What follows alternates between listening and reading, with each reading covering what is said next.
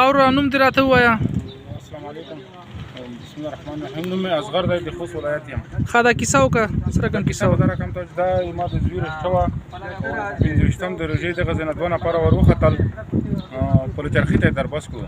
چې دربس یې کړو د روژې په خاطر یې ورته وویل چې موږ د کوڅې ته لږ اخوا ته تېر کړه. چې تېر یې کړل بس هغلته 2 نفره مساله ولته پنجې په سره وویستې، دغه هلک یې بوتلو عین د ترخیل په ډاګ کې موبایل هر ځای ته نه واخیستل، پیسې او دا یې ولچه کړه، چونکې دولتي ولچک هم ورسره ول دغه نفرو سره. دا یې ولچه کړو، خوله او پوزه یې هر څه بسته کړل او هغه کنده ته یې وغورځولو. چې کنده ته یې وغورځولو بس رشقه شکر الحمدلله د 12مې حوزې مجاهدینو رشقه بېرته ونیوه سره د غله. او اوس مخکې رشقه یې مونږ په زیړ رنګ کې وه، اوس یې سور رنګ خېجولی دی او بعضه د مجاهدینو 12مې حوزې مجاهدینو همکاري وه چې مونږ ته خپل امانت بېرته را تحصیل کړو. 12مې حوزې مجاهدینو څومره راځي؟ ډېر خوشحاله ژوندي دي وي، کامیاب دي وي، سرلوړي دي وي، هر وخت دي. مننه. خاوره ته دې کیسه وکړه. زه ورور دې رکشې ډریور یم او زه نه قاضي نه خبرم او نه ښه یم نه بد.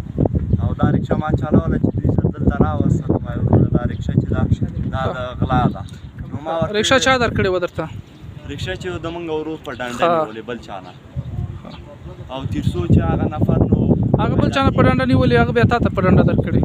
هغه ما ته په دې خاطر راکړه چې د مثال د میجای ګرځېدو او قیاسونه به ته منع شي دې کې او ښه یعنې اوس ته د 12مې حوزې مجاهدین نیولی، 12مې حوزې ته راوستې او د رکشې تا نه واخیسته، خپل اصلي مالک ته تسلیم کړه، همداسې ده؟ او بالکل دا اوس دوی ته تسلیم شو، تر څو مجرم پیدا کېږي نو موږ دوی سره یو. سمه ده، مننه.